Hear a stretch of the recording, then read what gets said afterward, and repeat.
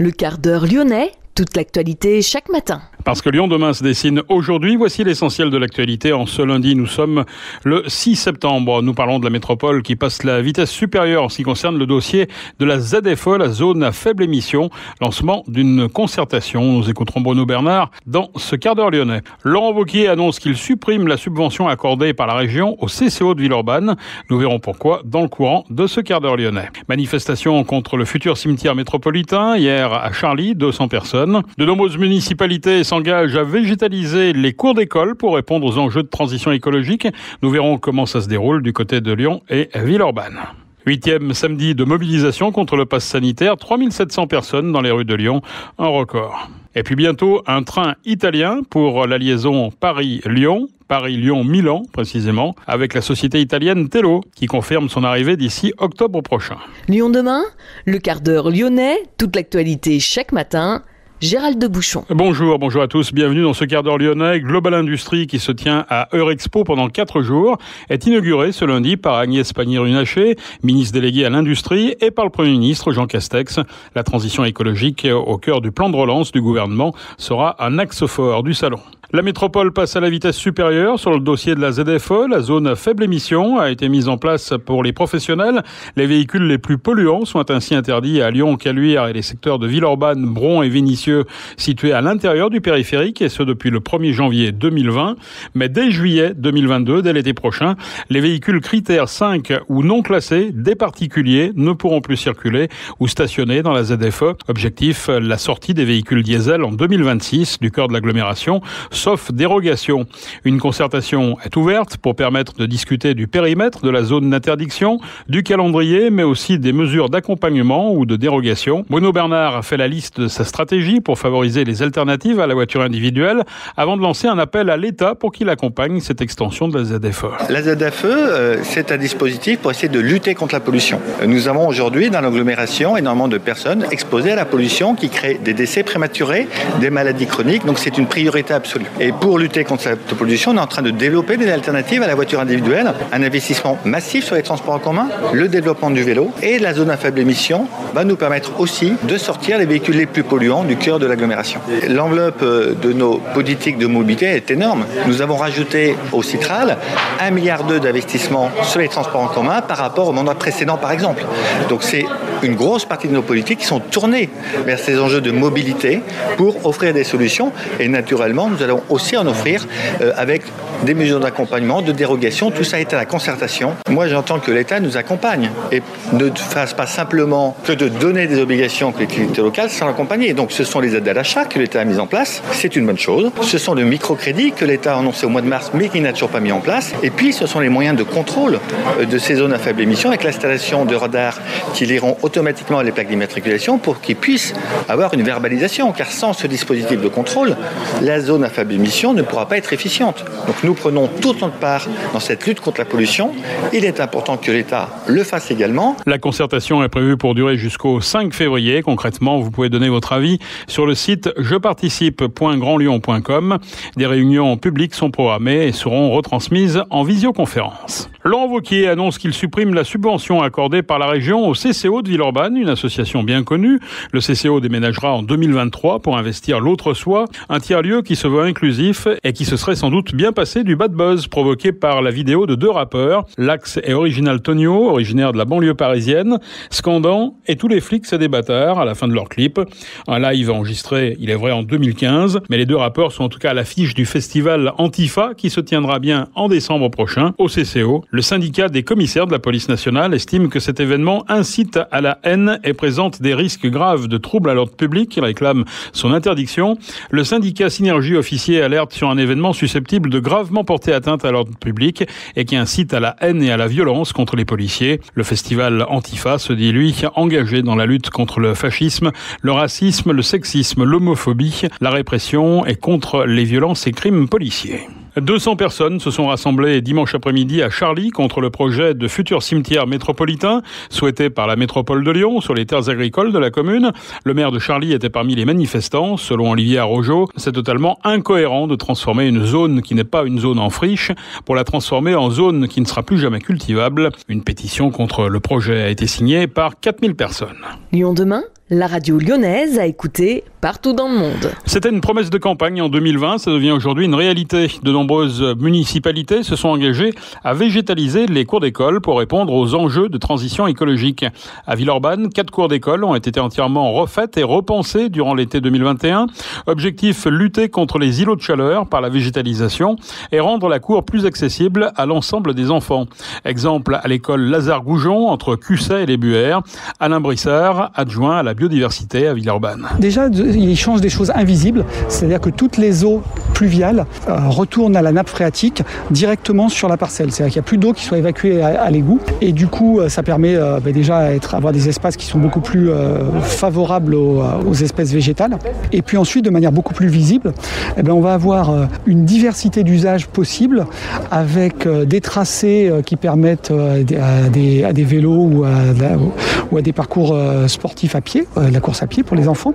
Et puis également des espaces plus calmes avec le retour des assises, c'est-à-dire qu'on se rend compte que les enfants, ils ont envie d'avoir des moments calmes où ils peuvent s'asseoir dans la cour, discuter entre eux. Et donc on a des espaces sous les arbres qui le permettent. Des arbres, de la végétation, on est dans le contemplatif ou est-ce qu'il y aura quand même de l'initiation également? Oui, alors dans chaque cour qu'on aménage, on a des espaces pédagogiques qui ont vocation à accueillir des bacs qui permettent aux enfants de découvrir à la fois le jardinage, de découvrir tout le cycle du végétal. Et également, on essaye justement de matérialiser le cycle de l'eau à travers les espaces pour qu'ils comprennent tout ce cheminement de l'eau dans la terre. Alors après, ce sont les enseignants ou des activités pédagogiques qui sont instaurées, qui leur permettent de pouvoir, en effet, gratter la terre, comme on le dit habituellement. Alors c'est plutôt au printemps qu'ils le font, et voir pousser un certain nombre de plantes. À la fois, le fait que le végétal soit présent dans leur environnement visuel, c'est extrêmement important. Le fait qu'ils comprennent le respect qu'ils doivent avoir vis-à-vis de ces espaces aussi. Donc c'est l'occasion dès la maternelle de le faire. À Lyon, un établissement pourrait servir d'exemple au niveau des aménagements souhaités par la nouvelle municipalité écologiste. Les changements s'opéreront au fur et à mesure des rénovations au fil du mandat, mais l'école de la Sauvagère est d'ores et déjà élevée au rang d'exemple. Une phase de concertation, un brin d'utopie venant de la part des enfants consultés et au final, plus de végétal pour lutter contre les îlots de chaleur et de nouveaux usages poussant au vivre ensemble. Robin des Villes est une association qui plaide pour une gouvernance participative de l'espace urbain. Elle a été associée à cette réflexion. Jean-Bernard Dufrien, président de Robin des Villes. Ce qui a changé, c'est que déjà les enfants, les élèves ont pris part à ça, ont pu exprimer leurs désirs. Et puis surtout, c'est bien la réappropriation d'un un territoire qui leur appartient, c'est la cour d'école, par l'ensemble des élèves. Et tous les élèves, non pas seulement ceux qui pouvaient, et c'est aussi tout le but de nos ateliers, pas ceux qui pouvaient, exprimer plus fort leur place, comme on l'observe dans les cours d'école où souvent il y a beaucoup d'élèves qui sont mis dans un coin parce que la cour est prise par un autre usage. L'histoire le dira, mais l'approche déjà montre que tout le monde a pu s'exprimer. Et comment on arrive justement à réaliser cette inclusion? Par un travail donc de méthode, d'outils qu'on développe dans la participation et la concertation, mais je privilégierais le mot participation avec plein d'outils que l'on a, comme on a pu le dire, on fait des diagnostics, on fait parler les enfants, on les fait rêver pour pouvoir justement voir un peu, ils vont des fois dans des endroits qu'on n'imaginait pas. Et puis après avec des outils tout simples, parce qu'ils sont pédagogiques, ils sont facilement appréhendables par les enfants, mais testés aussi par nous pour être sûr qu'ils soient un petit peu résistants et qu'ils remplissent bien leur rôle. Sur des ateliers, donc un nombre d'ateliers relativement dimensionnés pour que ça puisse s'exprimer, pour qu'ils puissent en sortir quelque chose. Pas trop long parce qu'on a des délais, heureusement, sinon on se mettrait à rêver toute l'année. Et c'est à l'issue de ça que l'on a un des résultats. Mais quand je dis un des résultats, la Sauvagère, c'est original. Une autre école, ça sera carrément autre chose, parce que contraintes différentes, parce que population des élèves différents, et donc on aura des approches différentes. Chaque cours d'école est un territoire original, et je dirais, un des effets concrets, c'est qu'on a chaque cours d'école sera particulière, et non plus une cour bétonnée ou bitumée, comme on avait jusqu'à maintenant, d'une manière un petit peu uniforme. C'est quelque part aussi un apprentissage de la citoyenneté dès le plus jeune âge? C'est ce qu'on dit, et moi je dirais qu'au cours Robin, on a une autre démarche, c'est que les enfants, les élèves, sont des citoyens à part entière.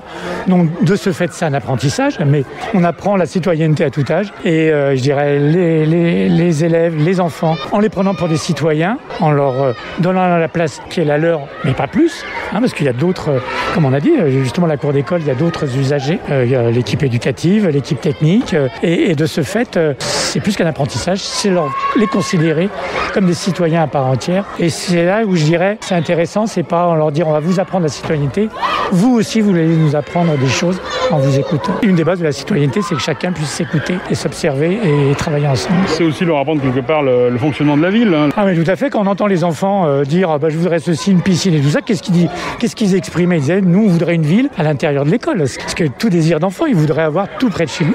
Et il apprend que c'est pas si facile que ça. Non, j'ai pas eu la piscine, mais la piscine existe. Comme le terrain de foot, oui, le terrain de foot existe. Et c'est aussi, ça par contre, c'est l'éducation et c'est le rôle éducatif de l'école. C'est aussi d'apprendre les contraintes, d'apprendre que l'espace de l'école est un espace, mais l'espace extérieur est aussi un espace à s'approprier. Si on peut s'approprier l'école, on va pouvoir s'approprier demain l'espace urbain à part entière. C'est réunir aussi les garçons et les filles. Souvent, il y avait des jeux de garçons, jeux de filles dans les cours d'école. C'est ce qu'on appelle la question dégenrer les cours. Il ne faut pas non plus trop c'est effectivement la place de chacun et chacune et chacun. Et peut-être le rééquilibrer. Effectivement, il faut donner un petit coup de pouce comme ça.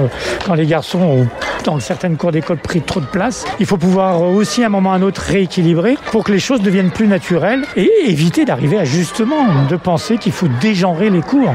Non, on n'a pas à dégenrer les cours. On est tous citoyens d'une manière générale, tous citoyennes, tous citoyens. Et c'est simplement rééquilibrer quelque chose qui avait été un petit peu oublié ces dernières années. Il faut dire que dans chaque cours d'école, il y aura un cas de figure particulier, il y aura une configuration particulière. Normalement, oui, parce que si on fait de la participation à la concertation, de fait, effectivement aussi, il y a des contraintes, techniques qui va faire qu'il va y avoir des choses un petit peu un petit peu pas uniformes, on va dire, mais qui vont se ressembler. L'expérience donne exemple, mais je pense, et ça on peut le dire parce qu'au Robin, on travaille sur d'autres cours d'école et que l'approche est différente, parce que configuration différente, environnement différent, quartier différent, et de ce fait, c'est ça qui va ressortir.